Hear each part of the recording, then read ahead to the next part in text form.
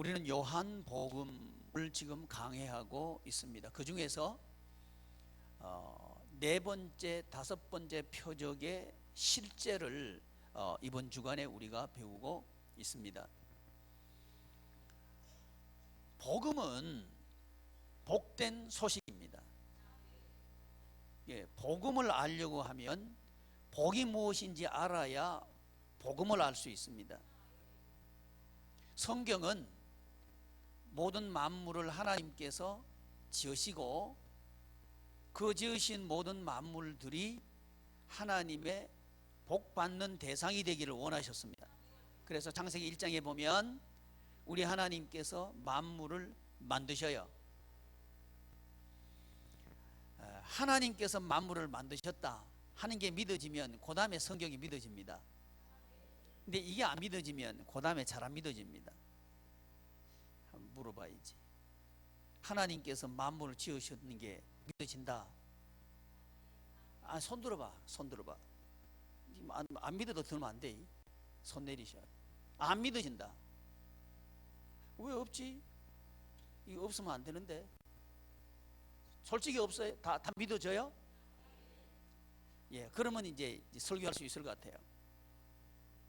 하나님께서 모든 만물을 만드셨는데 목적이 있습니다. 그 목적이 뭐냐 하면 하나님의 나라 생활을 하도록 하기 위해서 만드셨습니다. 목적이 뭐라고요?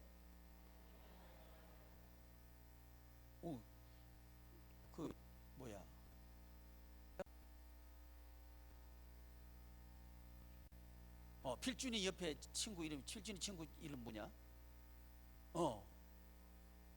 준환이? 준환이 너 교회 댕겨봐서? 근데 대답 잘한다. 준환 반가워요. 그래서 목적이 뭐든지 사람이 만들어도 목적이 있습니다. 이 컵을 만들 때는 물을 마시든지 무엇을 마시기 위해서, 목적이 마시기 위해서, 물론 뭐 이렇게 보기 위해서 만들긴 하겠지만 주 목적은 마시는 게 목적이겠죠. 그래서 사람이 무언가 만들어도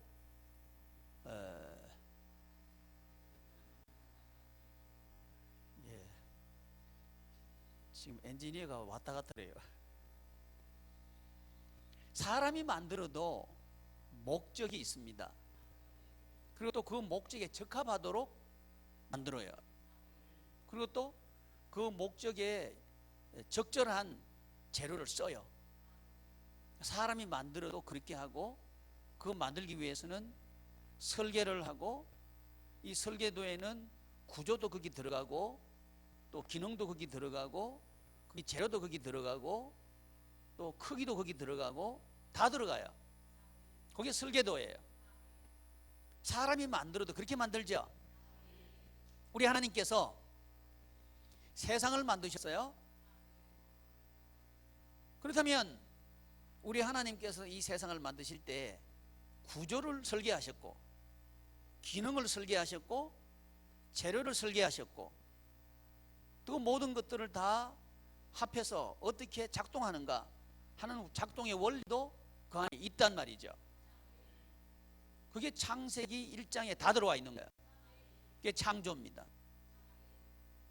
하나님께서 창조하셨다, 이걸 믿는다는 것은 하나님께서 설계하셨다 하는 것을 믿는 것이고, 하나님께서 설계하셨을 뿐만 아니라 재질을 또 만드셨다, 이걸 믿는 거죠.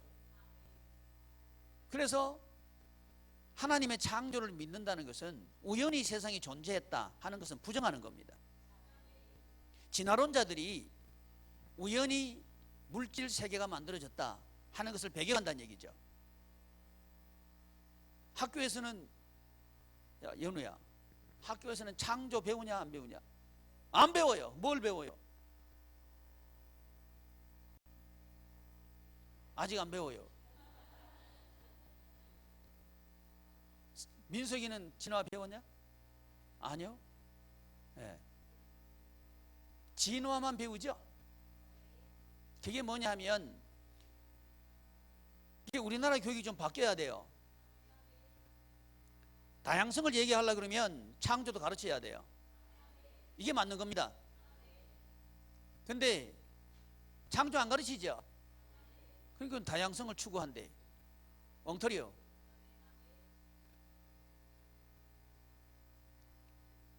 창조도 가르쳐야 돼요. 근데 안 가르친다는 얘기는 우리나라 교회는 굉장히 인본적이다, 그 얘기입니다. 그 교육을 우리 아이들이 받고 있는 거예요. 어쨌든 창조를 말하고 있는 책은 성경뿐입니다. 왜냐하면 성경은 하나님의 말씀이기 때문에 그렇습니다. 성경 외의 책은 인간의 책이에요. 그래서 어떤 사람들은 특별히 조심해야 되는 게 있는데, 창조 과학자들이 이건 입증됐으니까 이건 맞습니다 하는 얘기는 조심해서 들어야 됩니다. 물론 창조 과학에 있는 분들을 저는 폄하할 생각이 없습니다. 그러나 진리는 과학이 입증된다고 그래서 진리가 되는 게 아니고, 과학이 입증 못해도 그건 진리입니다. 과학이 진리 유무를 판단하는 기준이 아니라는 거예요. 근데 여러분, 성경을 더 믿어요, 과학자 말을 더 믿어요? 왜 웃어요? 성경을 더 믿어요, 텔레비전을 더 믿어요? 성경을 믿어요, SNS를 더 믿어요? 우리 실상을 들여다보자는 거죠.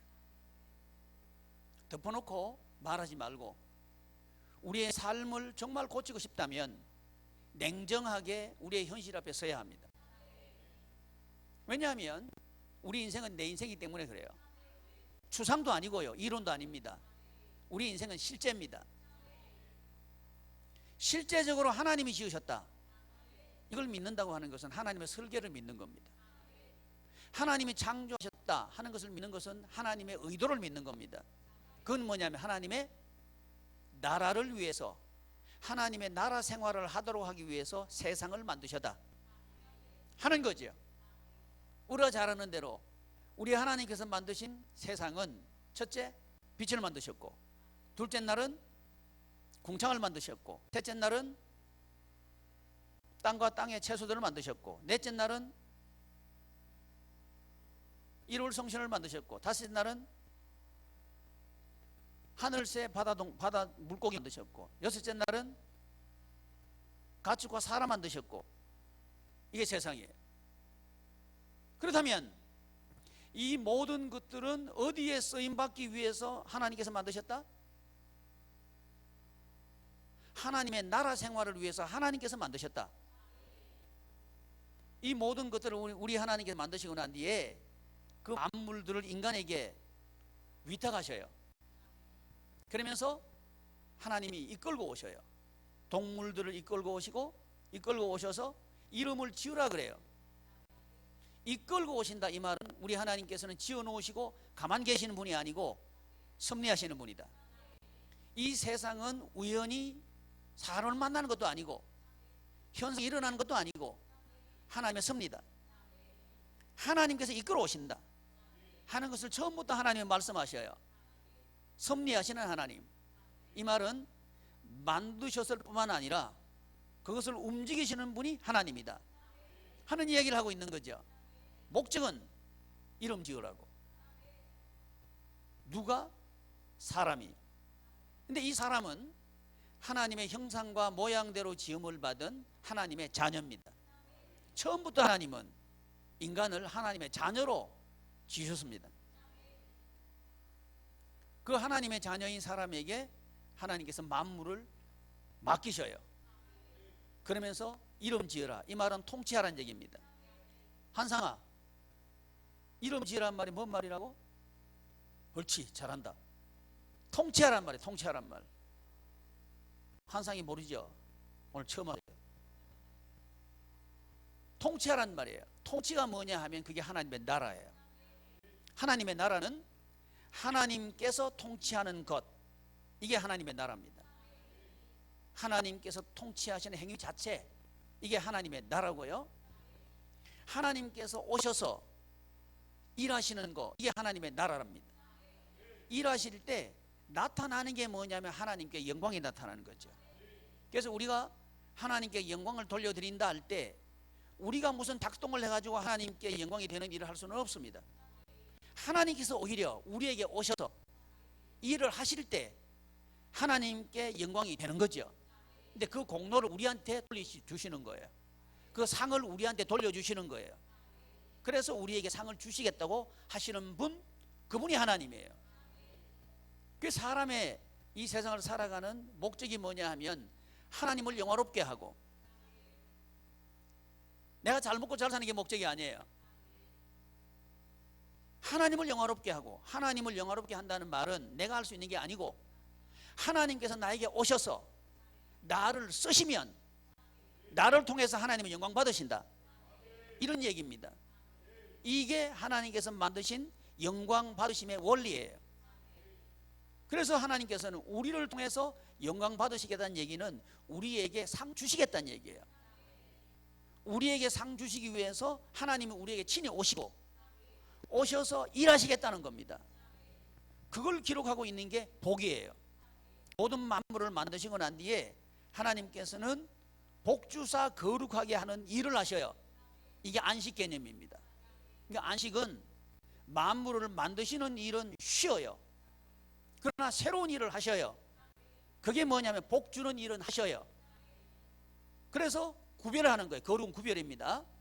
구별하시는데 뭘 구별하느냐 하면 만물을 만드시는 일과 만물 만드신 그 만물을 움직이도록 하는 능력을 주는, 은혜를 주는 그 일을 구별한단 말이죠. 그게 안식일이에요.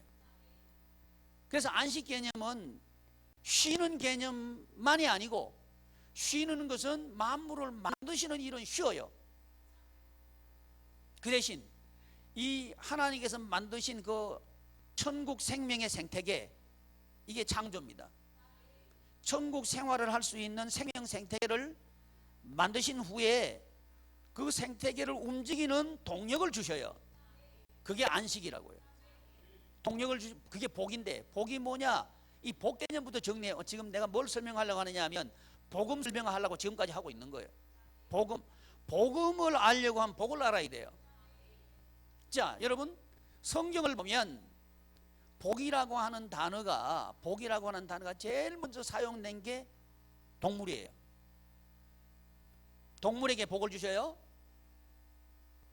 사람에게 먼저 쓰지 않아요. 가장 먼저 쓰인 그 대상이 동물이에요. 이제 언제 쓰시다 봤더니 생육 번성하는 부분에 썼어요. 동물이 번성하고 개체가 많아지고 늘어나는 거, 이것도 하나님이 하게 하셔야 된다 하는 이야기를 하고 있는 거예요. 하나님의 주권하에 있다는 거예요. 그 다음에 사용된 게 사람에게 적용돼요.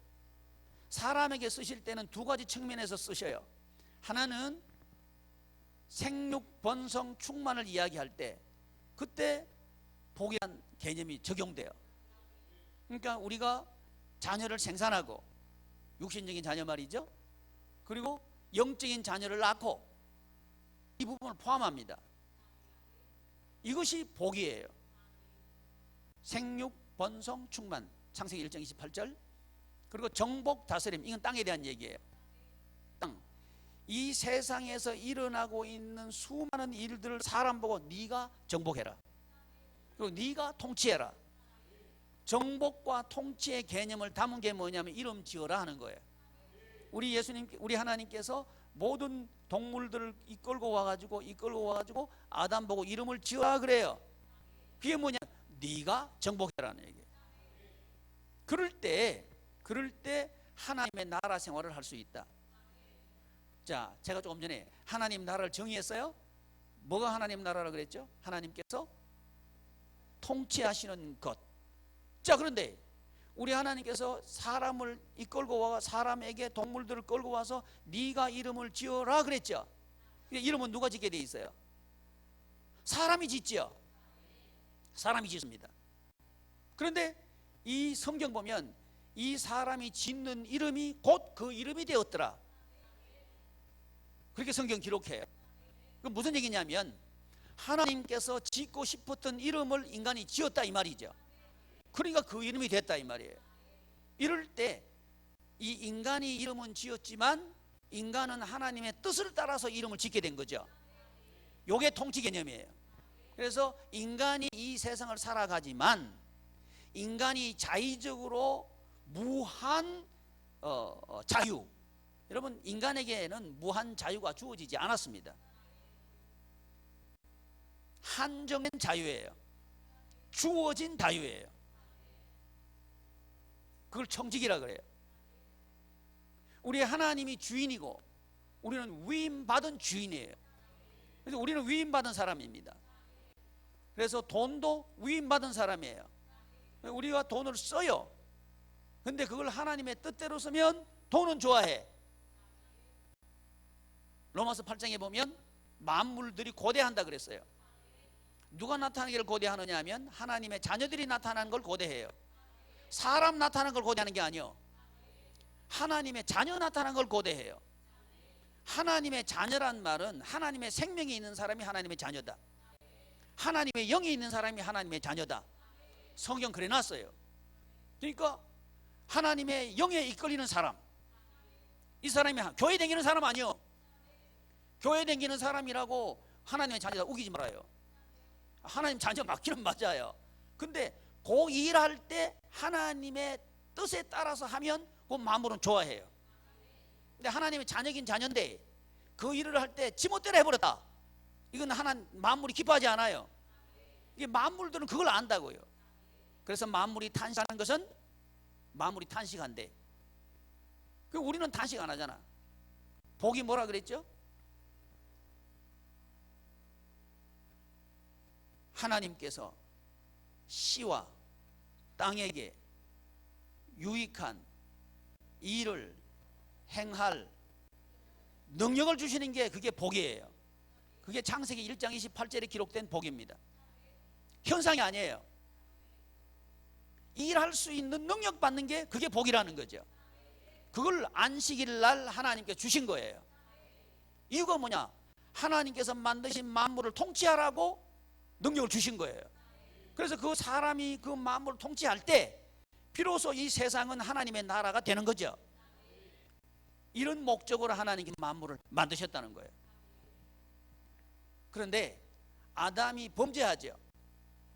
아담의 범죄의 내용이 뭐냐 하면 하나님의 왕되심을 거부하는 거예요. 선악과를 먹은 것은 자기가 왕대 같은 의도를 드러낸 거죠. 그래서 왕이 바뀐 거예요. 이제 하나님이 왕인 자리에서 사람이 어이 조용해, 하나님이 왕인 자리에서 사람이 왕이 돼버린 거예요. 사람이 왕이 되니까 하나님이 왕이면 마귀가 사람한테 못 달라들어요. 근데 마귀의 꾀에 넘어가 가지고 사람이 왕이 돼버린 거예요. 그때부터는 마귀가 사람을 끌고 가는 거예요. 이 세상은 어둠에 속해 있다.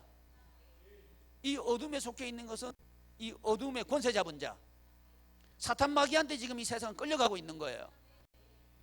이 세상에 우리는 살고 있습니다. 자, 우리가 살고 있는 형편 얘기했어요. 우리가 살고 있는 형편은 어둡다.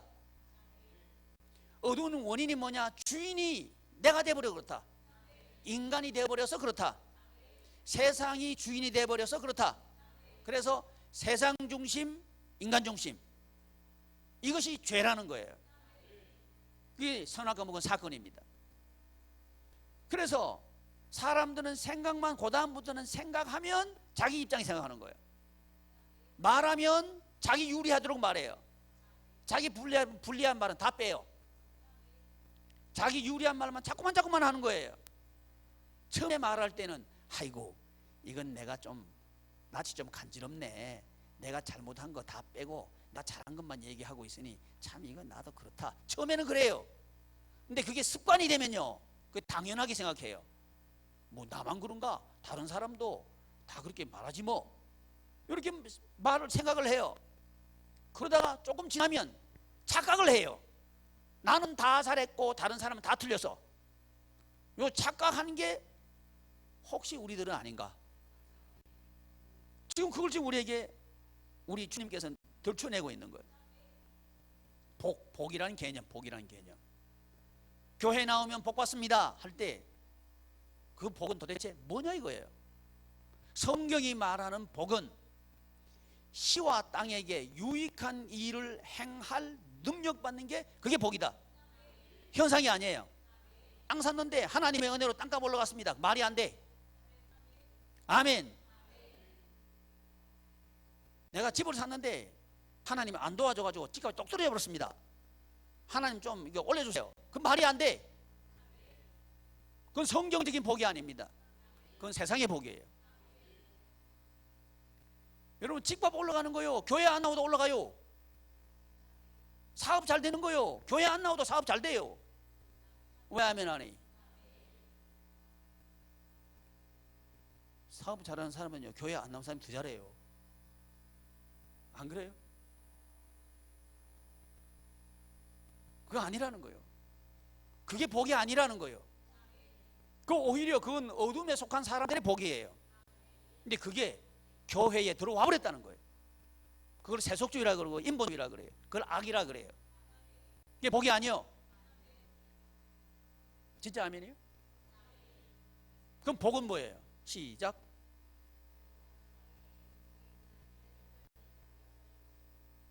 한상아 해봐라. 시작. 그거까지는 안 됐어? 알았어. 잘 들어. 니한테 자꾸 시킬 거다. 니한테 자꾸 시킬 거니까 잘 들어. 나 다시 할게. 시와 땅에게 유익한 일을 행할 능력을 받는 거, 주시는 거, 이게 복입니다.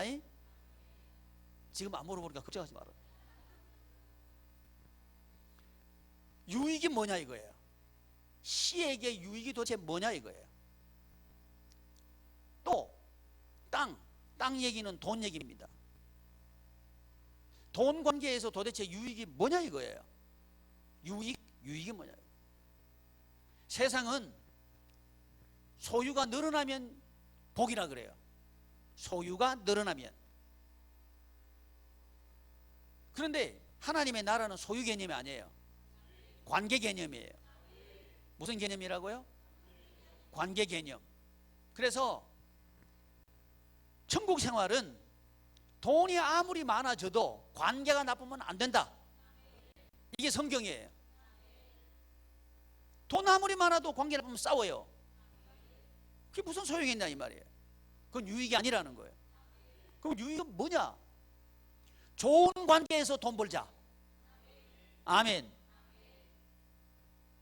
너도 좋고 나도 좋고 그런 관계에서 돈 벌자. 이런 사회 구조 만들자. 윈윈 하는 사회 구조 만들자. 이게 하나님의 나라예요. 근데 세상 사람들은 그거 안 해요.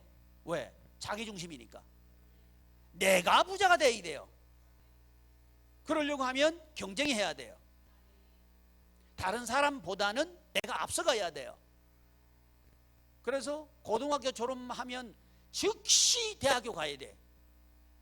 그것도 서울에 있는 대학교 가야 돼. 서울에 있는데도 무슨 대학 가야 돼? 스카이 가야 돼. 스카이 뭔지 알지? 알아. 너희 얘들도 알잖아, 아빠. 스카이 가야 돼. 그게 복 받았다 생각한단 말이죠. 근데 시험을 봤는데 뚝 떨어졌어. 그 집사님 엄마는 그렇게 교회에서 충성하더구만. 그 애가 뚝 떨어져 버렸대. 아마 뭐가 문제가 있을 거요. 그렇게 생각하는 게 교인들 아니냐 이 말이지. 그렇죠? 그거 아니라는 거요. 떨어질 수도 있지. 아니 그래 안 그래? 저 사람 교회 충성도 잘하고 기도도 잘하고 아이고 청산유수를 하는데 사업을 하는데 쫄딱 망했대네. 그거 아마 뭐 문제가 있을 거요. 이렇게 들여다보는 게 혹시 아닌가요? 보편적으로 복 개념이 잘못됐다는 거예요. 기준이 합격 여부가 아니다. 기준이 돈 많이 벌었느냐 아니면 아니느냐, 그게 기준이 아니다 이거예요. 그건 세상이에요, 세상. 왜? 우리 하나님은 이 세상을 만드셨죠. 만드셔서 우리에게 주셨죠. 자, 이 세상은 전부 누구 거예요? 허허. 누구에게 주셨어요? 자, 그러면 누구 거예요? 이 세상은 누구 거예요? 내 거. 이러면 미쳤다 그러죠. 아, 그래 안 그래요? 여러분, 중요한 얘기 할게요. 등기 아무리 해놔도 누리지 못하면 내 거 아닙니다. 저 강원도에 산이 큰 거 있어요. 뭔 소용이 있어요? 누리지도 못하는 강원도 산 큰 거 있으면 뭐 할 거예요? 누려야죠. 저는요, 우리 운정 신도시에 내 땅 한 평도 없어요. 근데 전부 내 거요. 지나가면서 보이는 것마다 내 거. 그 나보고 미쳤다 한 사람 아무도 없어요. 얼마나 이 정원을 이쁘게 만들어 놨어요. 그래야 안 그래요? 전부 내 정원이요. 등기했냐고 안 했어. 근데 저는 누려. 가면서 새도 누리고 풀도 누리고 다 누려. 누리는 게 통치예요. 하나님의 나라는 누리는 거예요. 등기하는 게 아니요. 근데 지금 등기하려고 달라들잖아. 등기했으면 복 받았다 그러고, 전부 내 건다, 내 거니까 내가 다 누리고 있습니다 그러면 정신 나갔다 그러고. 자, 등기해놓고 고민, 걱정, 염려, 이자 걱정하는 게 정신 나간 거예요. 등기 안 했지만 전부 누리고 사는 게 정신이 올바른 거예요. 2번이지 뭐 2번. 그게 통치. 이름을 짓는다. 우리에게 주셨다는 개념입니다. 근데 우리는 내 거로 소유해야 되겠다는 게 강하지 않냐 이거죠. 복 개념을 모르는 거예요. 복 개념을 뒷받침하는 가장 근간은 하나님께서 만드셨다. 이게 근간이에요. 그 다음에 복 개념이 성립이 가능해요. 모든 것을 만드셔서 우리에게 주셨다. 이건 은혜로 주신 거예요. 여러분, 우리 이 시간, 이거 하나님의 시간인 거 혹시 아셔요? 이건 시간 되라 그러면 없다 그러잖아. 자기 시간인 것처럼 생각하죠. 나 시간 없어. 언제 그 얘기해요? 교회 나오라 그러면 나 시간 없어 그래.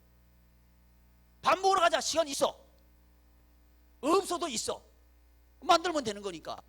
왜? 주인이 나니까. 시간 주인이 나예요. 그런데 하나님의 나라 생활의 시간 주인은 하나님이에요. 하나님께서 내라 그러면 내는 거예요. 아멘. 그게 태초예요, 태초. 인간의 시간이 하나님의 시간에 연합하도록 하는 거, 이게 태초예요. 그 얘기를 계속 하겠다는 거예요.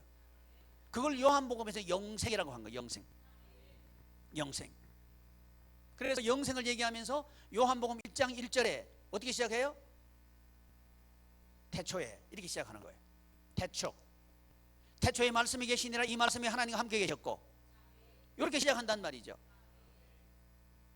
복음서는 예수님께서 하신 일을 말해요. 그러면 예수님께서는 뭘 하셨는가? 복을 우리에게 주시는 일을 하시는 게 예수님이 하신 일이에요. 그래서 예수님께서 하신 일 기록한 복음서의 맨 첫 번째 마태복음 1장 1절에 어떻게 기록해요? 아브라함과 다윗의 자손, 그렇지, 예수 그리스도의 계보라. 이 뭔 얘기인 줄 우리 알아야 돼요. 아브라함은 구약 성경에서 창세기 1장에 기록된 시축복의 언약의 대명사가 아브라함 언약이에요. 그러니까 시축복, 그 얘기 성취하러 오신 분이 예수님. 그 다음 다윗, 땅 통치에 대한 언약의 대명사 다윗이에요. 다윗 언약. 그러니까 아브라함 언약과 다윗 언약을 성취하러 오신 분이 예수님이다. 그 말은 창세기 1장 28절에 기록된 복을 우리에게 다시 회복시켜서 주시기 위해서 오셔서 하신 일을 기록한 게 복음서다. 그 얘기를 마태복음 1장 1절에 해놓고 시작하는 거예요. 이 일을 시작하신 그분은 태초에 하나님과 함께 계셨다. 태초에 말씀이 계시니라. 이 말씀은 하나님과 함께 계셨고, 이 말씀이 모든 만물을 지으셨고, 그가 없이는 된 것이 없다.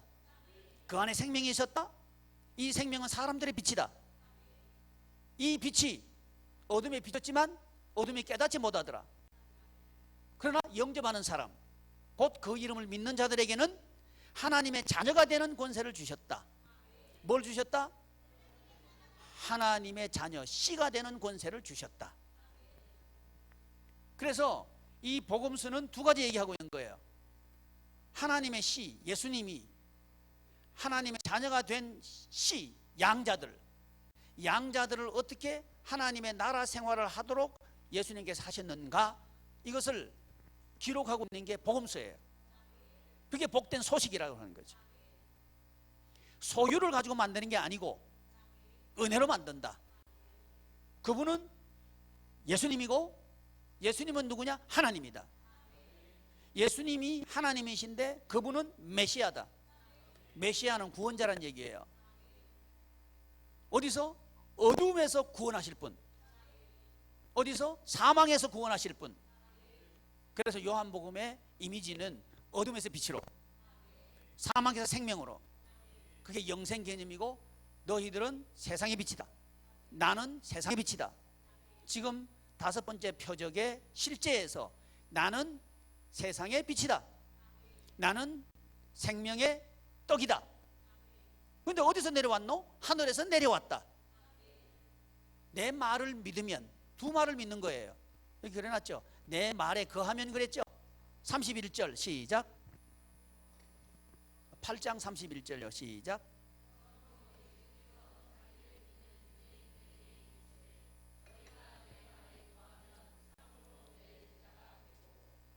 진리를 알지니 진리가 너희를 자유롭게 하리라. 아멘. 너희가 내 말에 거하면, 예수님께서 하신 말씀, 두 말씀을 우리가 잡는다면, 하나는 나는 생명의 떡이다. 이 말에 거하면. 두 번째는 나는 세상의 빛이다 하는 이 두 말에 거하면. 거한단 말은 안에 있다는 얘기예요. 그래서 바울은 항상 이런 말을 써요. 예수 그리스도 안에서 은혜와 평강이 너희에게 있기를 바란다. 이 말씀을 하시는 거예요. 그러니까 우리는 거하면, 이 전제예요. 거하면. 자, 이걸 노아 시대의 비유로 돌아가 보면, 방주 안에 있으면 살아요. 방주 바깥에 있으면 아무리 유명해도 죽어요. 아멘. 그러니까 안이라고 하는 개념이 이만큼 중요해요. 이걸 거하면 이렇게 얘기한 거예요. 그럼 우리가 거할 곳은 어디예요? 예수님은 생명의 떡이다. 이 생명은 육신의 생명을 말하는 게 아니고 영원한 생명을 말해요. 이 영원한 생명은 하나님의 생명을 말합니다.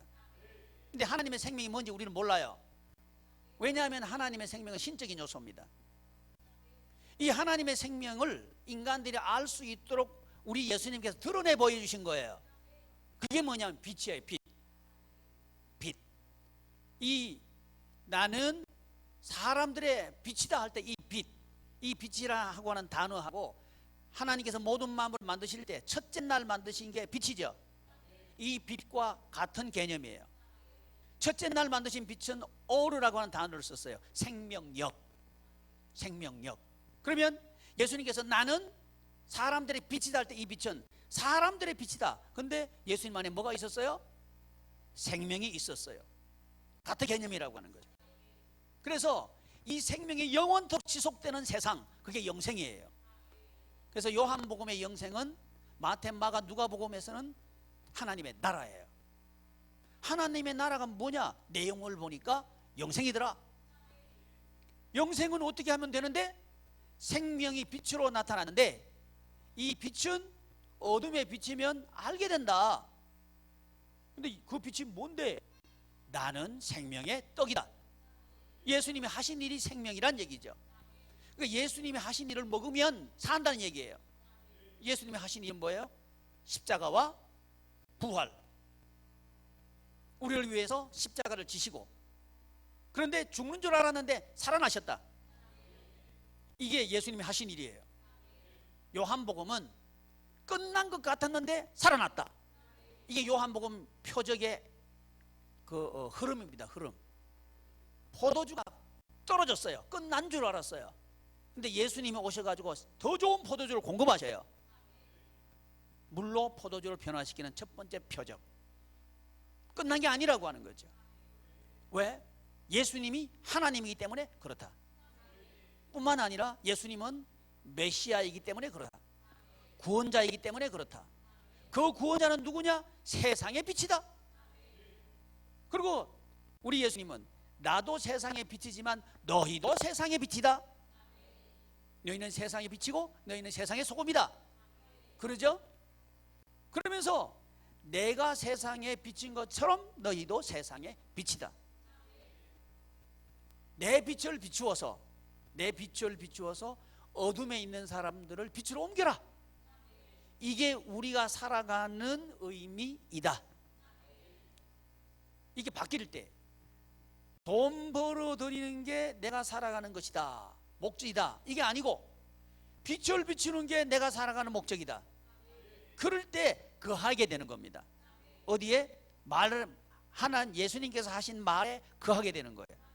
예수님께서 하신 말씀, 두 말씀, 상하나 한상아. 첫째, 내가 네한테 묻다 그랬잖아. 집중해야 된다. 너 집중 잘 안 된다 그랬지. 공부하는데 지금 연습해야 된다. 내가 다시 얘기할게. 나는 생명의 떡이다. 첫째. 둘째, 나는 세상의 빛이다. 둘째. 한번 해봐. 첫째. 둘째. 잘했어. 박수 한번 쳐줘봐요.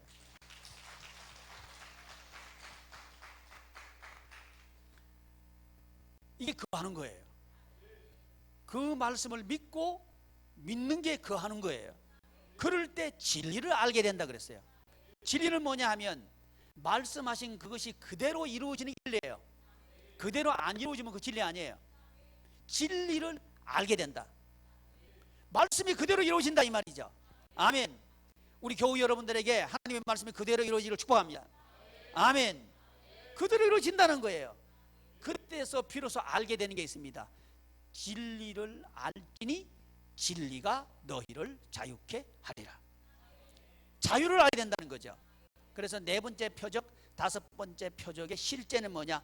자유다. 하나님께서 주시는 자유다. 그래서 소유의 속박에서부터 참 자유를 누리게 된다. 뭐 하면 네 번째 표적과 다섯 번째 표적의 실제를 알고 믿으면, 그걸 누리려고 하면 어떻게 되는데? 내 말에 거하면 그렇게 된다. 내 말에 거한다는 말은 무슨 말인가 하는 이야기를 이번 한 주간 동안 우리가 새벽 기도회 때 나누도록 하겠습니다. 말씀을 정리하겠습니다. 네 번째, 다섯 번째 표적의 실제는 참 자유입니다.